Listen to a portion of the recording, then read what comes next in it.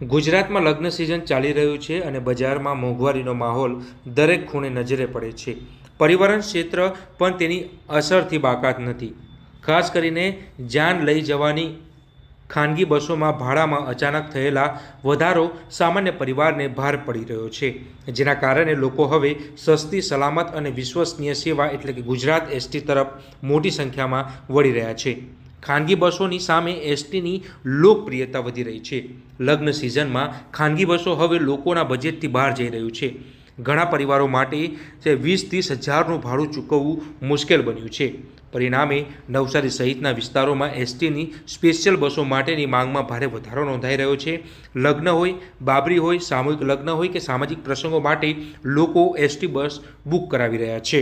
Navsari ST ડેપોના manager એવા KS Gandhi સાથે વાતચીત કરતા તેમણે જણાવ્યું હતું કે છેલ્લા 1-1.5 મહિનામાં ડેપોને સારી એવી આવકમાં જે નોંધપાત્ર વધારો થયો છે. સામાન્ય રીતે દિવસોની તુલનામાં જે દ્વિગુણી છે. નવેમ્બર મહિનાની વાત કરીએ તો કુલ 91 વાહનો દ્વારા 20,473 કિલોમીટરનું સંચાલન કરવામાં આવ્યું અને આ સંચાલનથી નવસારી એસટીને 20.25 લાખ રૂપિયાની વધારાની આવક થઈ છે, જે સ્પેશિયલ કોન્ટ્રાક્ટથી મળતી આ અત્યાર સુધીની સૌથી વધુ આવક ગણાય છે. ત્યારે KS ગાંધીએ વધારે જણાવ્યું હતું કે સામાન્ય દિવસોમાં એસટી બસોની પ્રતિ કિલોમીટર આવક જે 49 થી 50 રૂપિયા હોય છે, પરંતુ લગ્ન પ્રસંગોની સ્પેશિયલ બસોમાં 98 રૂપિયા પ્રતિ કિલોમીટર સુધી પહોંચ્યો છે અને સામાન્ય રૂટની તુલનામાં સ્પેશિયલ બસો ડબલ આવક આપી રહી છે. એટલે કે ડિસેમ્બર મહિનાની ખાલી ફક્ત 7 દિવસમાં નવસારી એસટી ડેપોને 2.5 લાખ રૂપિયા જેટલી વધારે આવક થઈ છે, જે 15 બસોએ સંચાલન કર્યું હતું અને 1700 થી 1800 કિલોમીટર સંચાલન કર્યું હતું. ત્યારે આ રીતના નવસારી ડેપો ખાતે આ રીતના લગ્ન પ્રસંગ હોય કે કોઈ પણ પ્રસંગ હોય તેના માટે એસટી બસ બુકિંગ કરી શકાય છે. અને વધુ જણાવ્યું હતું કે જે તારીખે પ્રસંગ હોય તેના 15 દિવસ પહેલાં બુકિંગ કરાવવું જરૂરી છે. જે તે પ્રસંગ હોય તેનું કાર્ડ, ડોક્યુમેન્ટ અને આધાર કાર્ડ સાથે ત્યાં નોંધણી કરાવવી ખૂબ જરૂરી છે. જી સર, લગ્ન સિઝન ગાળો ચાલી રહ્યો છે ત્યારે સરકારી બસોની પણ તે લોકો ભાડેથી જોઈતી હોય છે, ત્યારે શું છે પરિસ્થિતિને કઈ રીતના? લગ્ન સિઝનની વાત કરીએ આમ તો રૂટીનમાં ગુજરાત એસટી નિગમ રોજિંદા પ્રવાસી, વિદ્યાર્થી અને લાંબા અંતરના મુસાફરોને પરિવહન સેવા આપે છે.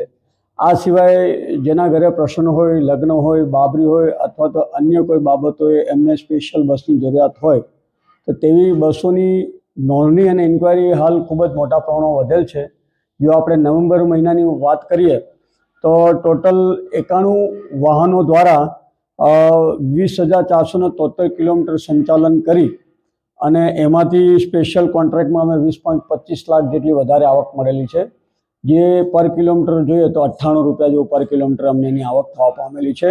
આ સિવાય ચાલુ માસની અંદર ડિસેમ્બર મહિનામાં 7 તારીખ સુધી જો વાત કરીએ તો 15 બસો થકી 1700-1800 કિલોમીટર સંચાલિત કરેલ છે અને 2.5 લાખ જેવી આવક એક અઠવાડિયાની મળેલ છે. અને જે પ્રમાણે ઇન્ક્વાયરીઓ આવી રહી છે એ પ્રમાણે લગભગ આ 15મી તારીખ સુધી તો એની ડિમાન્ડ રહેવાની છે. 15મી તારીખ પછી કમૂરતા 14 જાન્યુઆરી સુધી રહેશે, પછી થોડી ડિમાન્ડ ધીમી પડશે એવું લાગી રહ્યું છે. કેટલી બસો બુકિંગ થતી હોય છે વર્ષ દરમિયાન? ગત વર્ષે કેટલી શું પરિસ્થિતિ?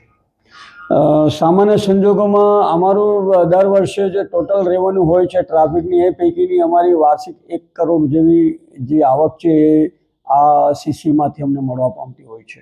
શું પ્રોસેસ છે અને કેટલા દિવસ પહેલા જણાવવું પડે છે?